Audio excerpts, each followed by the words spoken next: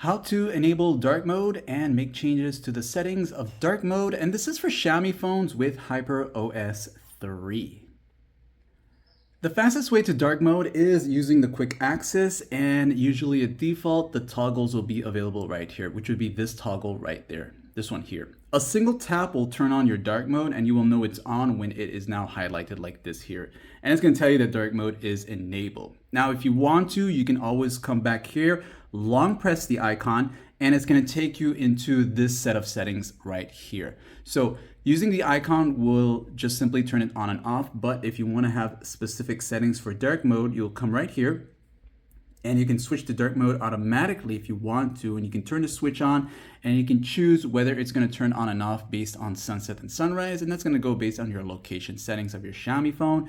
Or you can go with the custom option and set a specific time as to when it turns on and when it turns off by itself. And that's up to you to make that decision.